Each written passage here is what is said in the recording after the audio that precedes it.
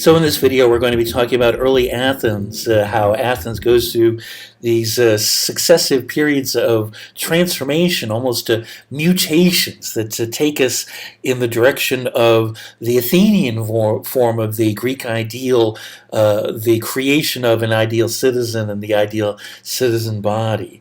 So Athens is situated in this territory called Attica, which is at the at the far southeastern end of the Greek mainland, and from very early on, its concern is not merely with the immediate vicinity of the city of Athens itself, but with the entirety of Attica, and that plays an important role going forward.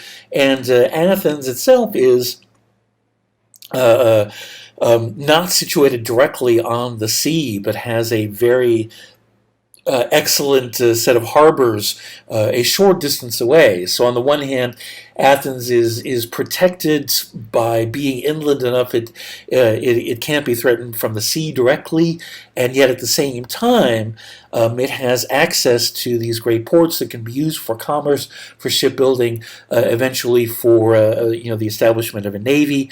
And at a certain point during the history of Athens, they build a set of walls between the harbors at the Piraeus and the city of Athens itself that protect the flow of goods back and forth. These are very long walls, as you can imagine. They are, in fact, referred to as the long walls.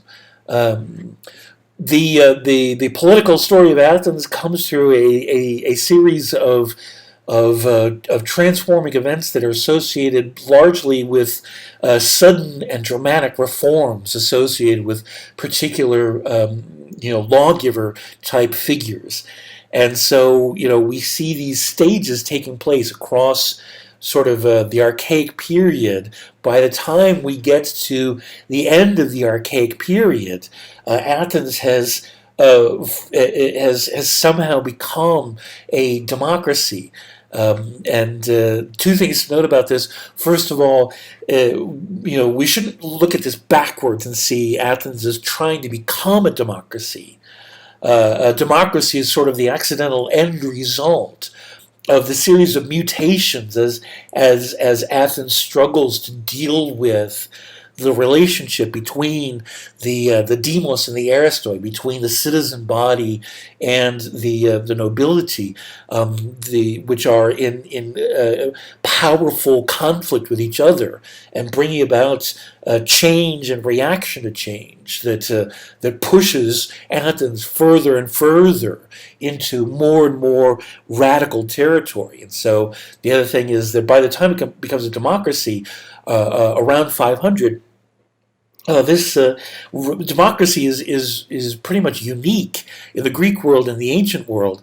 It is a radical experiment, and one that is viewed with great trepidation and interest by the rest of the Greek world. And so this is one of the reasons why Athens rising to power as a democracy is so polarizing in the Greek world, because Athens itself has engaged in this bizarre experiment of giving total power to its citizen body, but it gets there through a series of stages that are very difficult for Athens.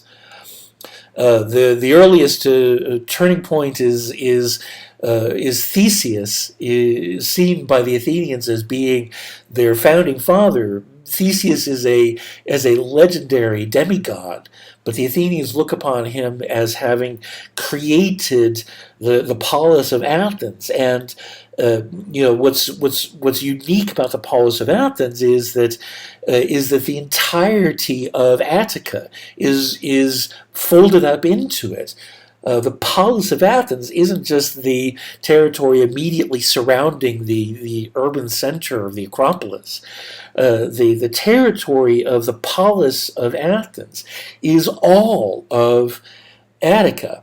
And so, in that respect, it's not surprising that the Athenians would look to a much larger-than-life figure as capable of forging all these peoples together. Now, one of the things you want to do is think about what's the effect that's going to have on Athenian society.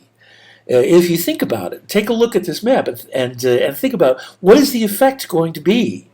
You look at all of these people that are further away are going to have a more difficult time participating, more difficult time exerting their rights as Athenian citizens, essentially being involved in the state, being involved in participation in political society. In any other city-state means, a city-state is generally made up of territories within, a day's, ride of the center. And so, generally speaking, it's relatively straightforward anywhere else for somebody to come into the city and vote in the assembly, or petition to your leaders or whatever, and then go back home the same day.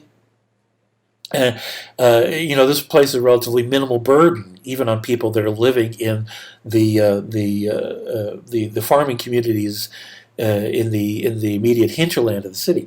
But if you're living someplace further out, if you're living someplace like Marathon or Thoricus or something like that, your ability to participate, your rights as a citizen, are graphically restricted by the distance you must travel to be in Athens, where the political action happens. And so, the effect of this is that the people that live in the countryside of Attica tend to fight harder for their rights and compensation for this. And there's a great divide between the country people and the city people. The country people tend to be, by and large, more ordinary. Farmers, to have ordinary farmsteads, compared to the more urban, more sophisticated, probably wealthier population of the coastal peoples of the built-up area immediately around Athens. And so there's a class element involved as well. But we have an additional axis, an addition between the conflict, the tension, the friction between the few and the many that we get in every polis. We also have an additional axis of friction between the country people and the coastal people, and both of these frictions drive Athens. This is one of the reasons why so much more change and mutation happens in Athens, because the amount of friction and conflict that drives things forward is compounded and multiplied. One of the key lawgiver figures in archaic Athenian history is Draco. Draco is a strong man who controls, is a tyrant who runs Athens for a period of time in the early archaic period, and Draco is known for establishing a set of laws. These laws have very harsh punishments for violations, which is why we have the expression draconian to refer to anything that has a very harsh punishment. But what's really important about the draconian laws is that it's part of the process of breaking down local identity. One of the things about this huge expansive territory that we have to deal with, in addition to the balance between the country and the city party, is the fact that in order to forge a polis, you have to break down local identity and focus identity on the center.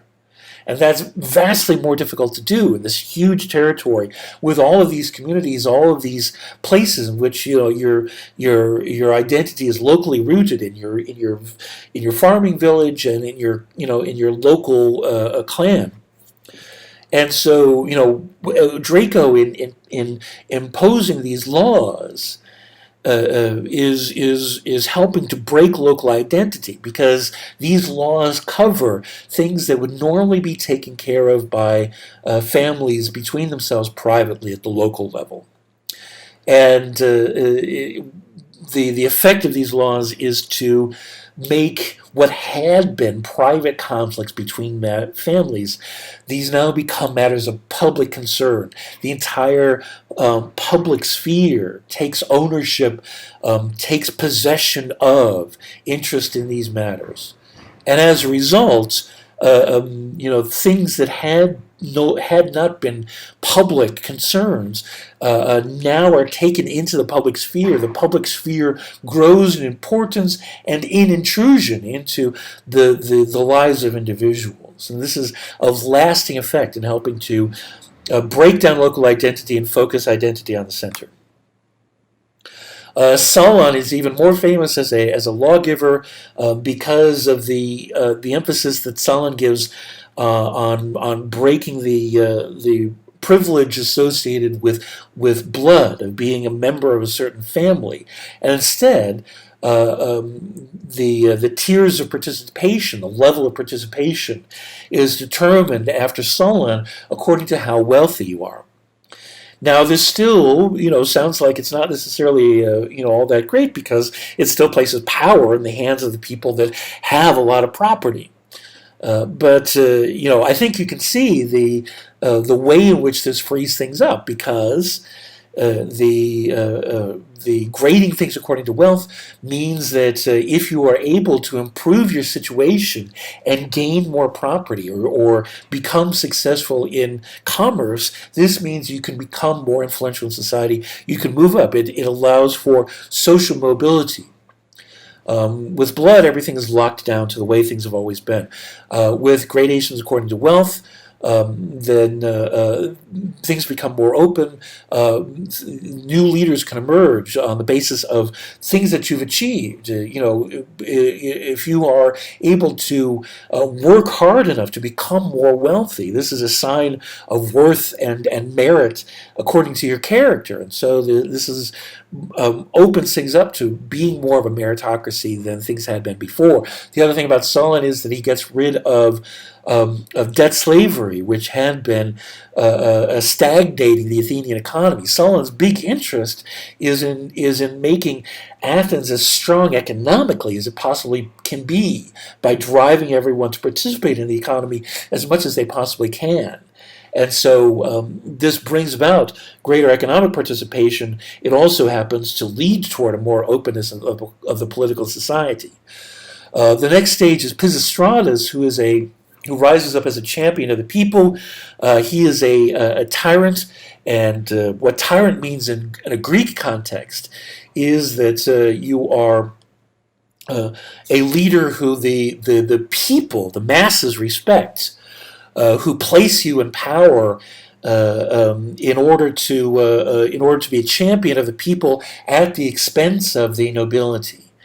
In other words, a tyrant is someone who who gains power in order to defend and promote the masses, who have been feeling oppressed by the few, by the nobility, the aristoi.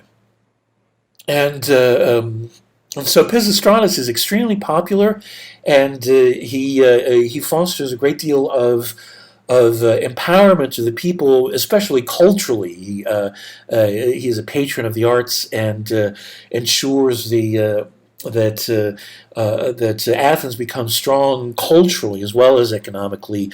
He's successful enough that he's able to pass on his status as tyrant to his two sons. This leads to a very famous assassination of the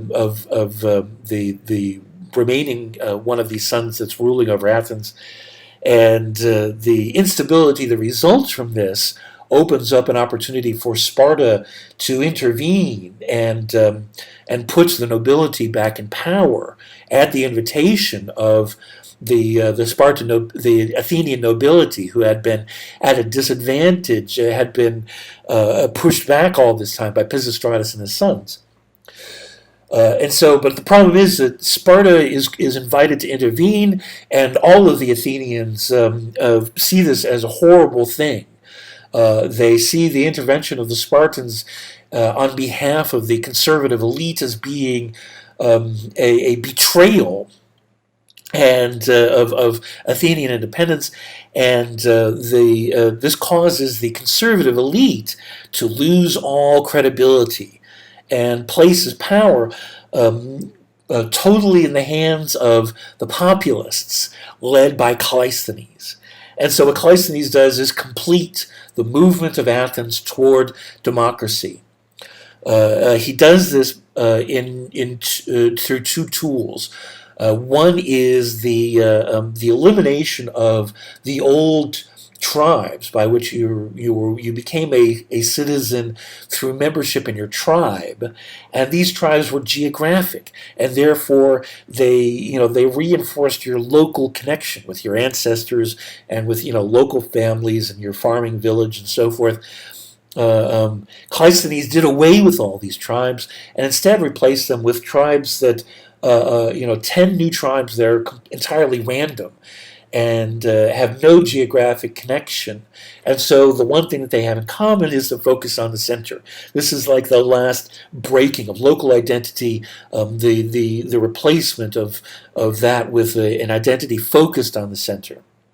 The other thing that Cleisthenes emphasizes is the lot, is sortition, is the choice of Athens's leaders according to random choice. And so this sortition means that membership in juries, membership in the Council of 500 that sets the agenda for the Athenian Assembly, and in even who the archons are, the five administrators of the city of Athens. All of this is determined entirely according to random chance, according to the use of these devices that kick out members of the Athenian citizen body. And the way in which that plays out and the advantages and disadvantages of Athenian democracy, we will talk about next time. For now, that's that.